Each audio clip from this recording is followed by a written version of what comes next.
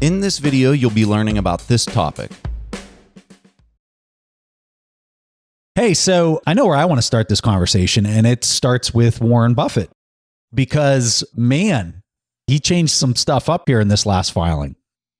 Yeah, I guess he sold some banks, right? He sold a little bit of his Barrick Gold as well as the headlines I saw, and maybe he was doing some other stuff, but those are the ones that seem to jump out in terms of what I saw coming across my feed. Somebody forwarded me some type of article. It's not based on any kind of facts. It was just some hearsay that he's looking at PayPal, which I find really interesting. He's moving away from the JP Morgans and Wells Fargos and looking at some of these other folks that are in the space, but from a tech standpoint. Yeah, let's hear some of your thoughts on the banking in general. To me, the banks seem like they're in a bit of a tough spot. And the reason I say that is it's a little bit of, and banking industry for a long time in this country was a heads they win and a tails they win kind of a thing. They did well and for a long time. And I think they're in a bit of a tough spot. And the reason I say that is if the government does enough in terms of stimulus, the banks look like they're being regulated into being basically utilities that buy treasuries at negative real rates. And so if things go fine, their balance sheet, the percentage of their balance sheet that is in treasuries yielding negative real rates is likely to increase over time. And if the government doesn't do enough, then we have a big economic problem and they have credit problems. And so it's sort of like the best case for them is they increase their holdings of treasuries at negative real rates. And it's not a terrible deal for them. The funding costs are very low. They changed the SLR rules a year ago, or 8 months ago, I should say now. And so it's very low funding cost. It's positive carry for them, but they're likely to be negative real rates over time. And so to me, it's not to say that banks can't go up, but I think it is a case where over the course of the next cycle, banks as a percent of total, call it S&P market cap, if you will, I think are likely to shrink relative to other sectors because their balance sheets are growing in terms of treasuries, and treasuries are very likely, in my opinion, to be negative real rates over the course of this cycle. They need to be for the U.S. to basically earn its way out of what we've just gone through. Yeah, and whenever we look at the PPP loans that went down here in Q2, that was big for the banks. They had some of the highest bottom lines. And also if we look at the top line, let's just say JP Morgan here for Q2. The top line, or in other words, the revenue hit $32.9 billion. And that was up from, Q1, $28 billion? Yeah, I would, for me, that when I look back, we hear a lot that, hey, if you look at the Fed's H.8 report for aggregate banking, commercial banking sector lending, and it has been declining loans, declining C&I loans. There's been one line item that's been growing spectacularly for the past 4 or 5 months, and it's loans to the government. It's U.S. Treasury holdings, Treasury and agency holdings, which I think in June were up 48%, in July up 37%, up August 24%. I think in September, I think is the latest data, I think they were up 17 or 20%. And so that the portion of their loan book that is represented by treasuries and agencies is growing meaningfully relative to the overall loan book, which I think is now positive again. For most of those 4 months, I think it was negative. But it's interesting when you look back to the April timeframe, as we were just coming out of the very bottom of the COVID crisis, the Treasury Borrowing Advisory Committee talked about that the U.S. banking sector looked to be a very good place and a sector that could buy a lot more treasuries as they were looking for areas of potential balance sheet capacity that could buy treasuries. And they specifically cited that, hey, right now, the banking system in the U.S. in total, about 5% of assets are in treasuries.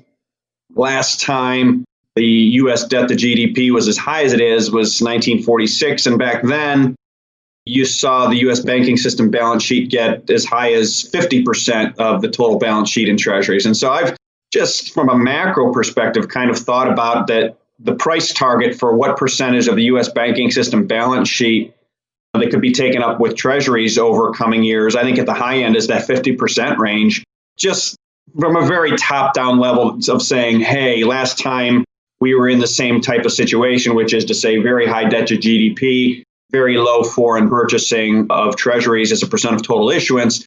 You saw the banking system take a lot of that up. You've seen the regulations changed between April and now in terms of those SLR regulations to make it a very attractive positive carry for the banks. And so for me, I think the banks are a little bit of a tough spot.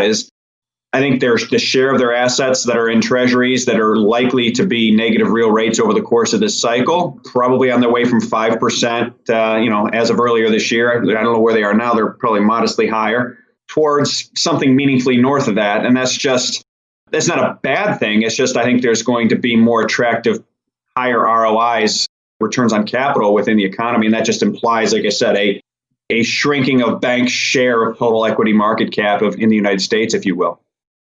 It's fascinating. While you were talking there, I was pulling up some of the figures for various banks and how I had mentioned earlier, JP Morgan's went up.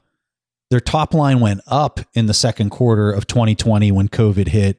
Wells Fargo went from, in the previous quarter before COVID, was at $13.7 billion on their top line.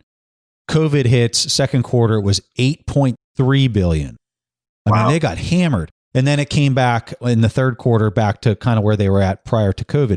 Now, Bank of America, completely flat. They basically retained their $22.3 billion. So it's really fascinating to me that you're seeing these permutations in these banks that are all too big to fail, right? Every one of these banks are too big to fail. But yet you're seeing a pretty wide divergence in performance through that event. And I guess the reason I'm bringing it up is because there is more triple P loans on the way. There's those are not going away.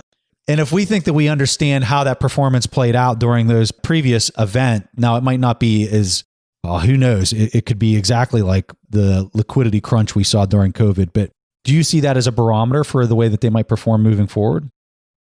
To me, that's the $64,000 question. You got me speechless. My wife would tell you that rarely happens.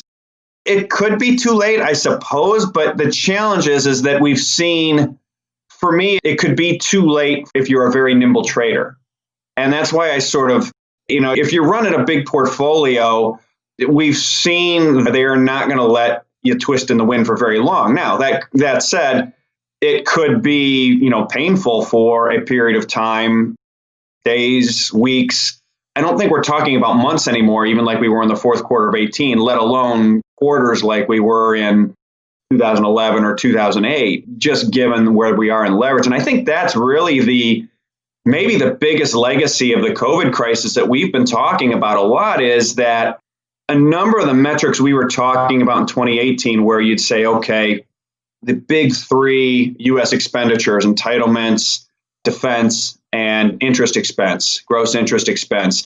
We were watching that in early 2016, and we were saying, all right, it could be over 100% of tax receipts by 2021. And lo and behold, 18 months later, because the Fed raised rates and because the economy slowed, those three actually went above 100% of tax receipts by 3Q18. And they've continued to trend higher. Well, those big three coming out of the COVID crisis as of 3Q20 were 140% of tax receipts. So entitlements, defense, and gross treasury expense, which was primarily just gross interest expense before, but it jumped enormously during the COVID crisis, according to the Treasury TBAC data. So I think there is gross treasury expense plus some of the Treasury stimulus stuff or backstopping stuff they were doing as part of COVID. So I don't know that that's a purely apples to apples, but at the same time, we can also say if they took it away, GDP would be shrinking even faster and tax receipts would be shrinking faster. The point is those three line items in the TBAC went from, call it 85% of tax receipts in 2016 to 140% of tax receipts in third quarter of 2020. And the point is that COVID took what was an incipient fiscal problem, balance of payments problem, and made it irrecoverable. I mean, they are in the full Europilot, the Top Gun flat spin. There's no pulling out of it. There's some things you can do, but it's irrecoverable. And people say, well, Luke, if there's a balance, the U.S. is a reserve currency, it can't have a balance of payments problem. Well, you're right. And that's what we've been seeing for the last 12, 14 months. And I think we're going to see more of that. Thanks for watching. Make sure to subscribe and hit that notification bell so you don't miss out on the next podcast episode. and new investing resources. What are your takeaways and thoughts on this discussion? Let us know in the comments section below.